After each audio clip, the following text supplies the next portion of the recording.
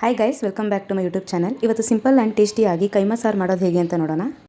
ಅರ್ಧ K G ಕೈಮಾಗೆ ನಾವು 3 ಈರುಳ್ಳಿ, 2 ಬೆಳ್ಳುಳ್ಳಿ, ಒಂದು 2 ಇಂಚು ಶುಂಠಿ ಮತ್ತು ಒಂದು ಇಡೀ ಕೊತ್ತಂಬರಿ ಸೊಪ್ಪು, ಒಂದು 7ರಿಂದ 9 ಲವಂಗ, ಒಂದು ಸ್ವಲ್ಪ ಚಕ್ಕೆ, ಸ್ವಲ್ಪ ಗಸಗಸೆ ಮತ್ತು ಇದೊಂದು ಅರ್ಧ ಚಿಪ್ಪು ಕಾಯಿನ ನಾವು ಕಟ್ ಮಾಡ್ಕೊಂಡು ಇದಿಷ್ಟು ನಾವು ಇವಾಗ ಪೇಸ್ಟ್ ಮಾಡ್ಕೊತೀವಿ.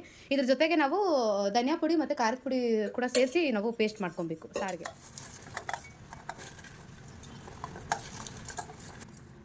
ಇದು 3.5 ಸ್ಪೂನ್ ಧನಿಯಾ ಪುಡಿ ಹಾಕ್ತಿರೋದು ಮತ್ತು 2 ಸ್ಪೂನ್ ಖಾರದ ಪುಡಿ ಹಾಕ್ತಿದ್ದಾರೆ.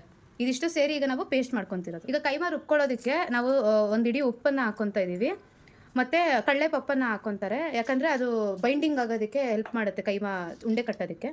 ಸೊ ಒಂದು 2 ಇಡೀ ಕಡಲೆ ಪಪ್ಪನ್ನ ಹಾಕ್ಕೊತಿದ್ದೀವಿ. ಈಗ ನಾವು ರುಬ್ಬಿರೋ ಮಸಾಲೆನ ಸ್ವಲ್ಪ ಒಂದು ಉಂಡೆ ಅಷ್ಟು ನಾವು ಈ ಪೌಡ್ರ್ ಮಾಡಿರೋದಕ್ಕೆ ಹಾಕ್ತೀವಿ. ಈಗ ಇದಕ್ಕೆ ಕೈಮಾನ ನಾವು ಅದಕ್ಕೆ ಹಾಕಿ ಎಲ್ಲ ಸೇರಿ ರುಬ್ಕೊತೀವಿ.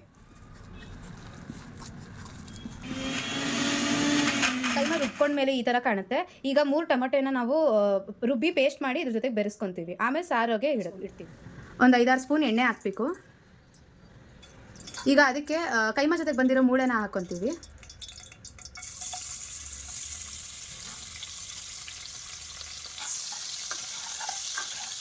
ಆಮೇಲೆ ಸ್ವಲ್ಪ ಈಗ ಇದಕ್ಕೆ ನಾವು ಮಸಾಲೆನ ಹಾಕ್ಕೊತಾ ಇದ್ದೀವಿ. ಎಷ್ಟು ಗಟ್ಟಿ ಬೇಕೋ ಅಷ್ಟು ಹದವಾಗಿ ನೀರನ್ನು ಹಾಕ್ಕೊಬೇಕು. ರುಚಿಗೆ ತಕ್ಕಷ್ಟು ಉಪ್ಪು,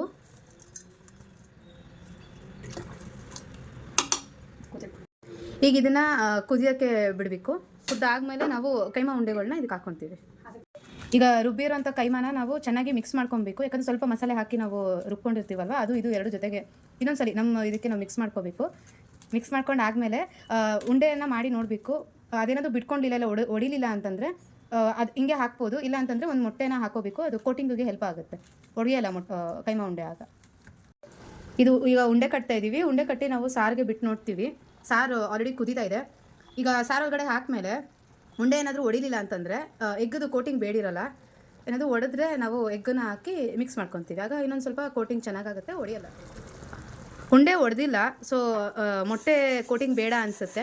ಸೊ ಮಿಕ್ಕಿದ ಉಂಡೆನೆಲ್ಲ ನಾನು ಸಾರಿಗೆ ಹಾಕ್ಬಿಡ್ತೀನಿ.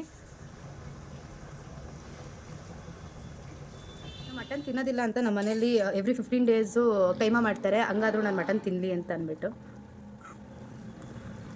ಆದರೆ ನಮ್ಮನೇಲಿ ನಮ್ಮ ಅಪ್ಪಂಗೆ ಪರ್ಸ್ನಲಾಗಿ ಕೈಮಾ ಇಷ್ಟ ಇಲ್ಲ, ಯಾಕಂದರೆ ಇದರಲ್ಲಿ ಮೂಳೆ ಇರಲ್ಲ ಅಲ್ವಾ, ಅದಕ್ಕೆ. ಉಂಡೆ ಎಲ್ಲ ಹಾಕಾಗಿದೆ. ಈಗ ಇದನ್ನು ತಟ್ಟೆ ಮುಚ್ಚಿಬಿಟ್ಟು ನಾವು 10-15 ನಿಮಿಷ ಬೇಗ ಬಿಟ್ಟರೆ ಕೈಮಾ ಸಾರು ರೆಡಿ ಆಗುತ್ತೆ. ಸೊ ಇದಾಗಿತ್ತು ನನ್ನ ಸಿಂಪಲ್ ಆ್ಯಂಡ್ ಟೇಸ್ಟಿ ಕೈಮಾ ಸಾರು ರೆಸಿಪಿ.